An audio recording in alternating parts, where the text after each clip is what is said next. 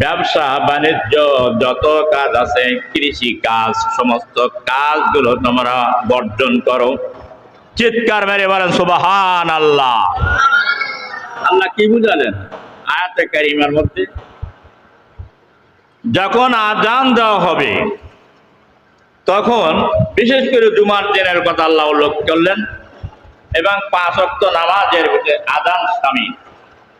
ইমানদারদেরকে বলছেন যখন আযান দেওয়া হবে, নামাজের দিকে আহ্বান করা হবে, তখন তোমরা দুনিয়ার আযান শোনার পরে ব্যবসা বাণিজ্য, ক্রয় বিক্রয়, চাষ আবাদ, কৃষি কর্ম যা কিছু আছে সকল কর্ম তোমরা স্থগিত করে দাও, বর্জন করো এবং আল্লাহর স্মরণের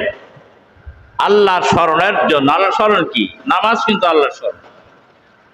আল্লাহর স্মরণের জন্য তোমরা ধাবিত হও, কেননা এটা হচ্ছে তোমাদের জন্য সর্বোত্তম। যদি তোমরা তা বুঝো, এই সম্পর্কে তোমাদের যদি জ্ঞান থাকে, তাহলে তোমাদের জন্য এইটাই সর্বোত্তম এবং তোমাদের জন্য এটা অতীব জরুরি। ইন কুনতুম তা'লামুন, যদি তোমরা জানো। এরপরে মহান আল্লাহ রাব্বুল আলামিন সূরাতুল মাইদা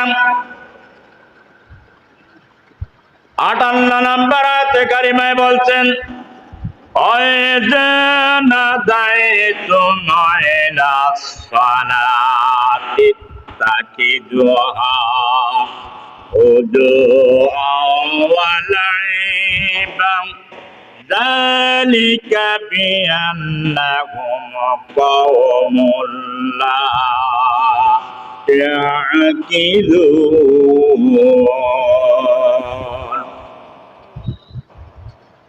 আল্লাহ রাব্বুল আলামিন বলতেন, যখন তোমরা নামাজের দিকে তোমাদেরকে যখন আহ্বান করা হয়, যখন ডাকা হয়, দাওয়াত যখন দেওয়া হয়, তখন কাফেররা একে হাসি এবং ঠাট্টা এবং বিদ্রূপ করে, এটা নিয়ে ক্রীড়া কৌতুক করে। সুতরাং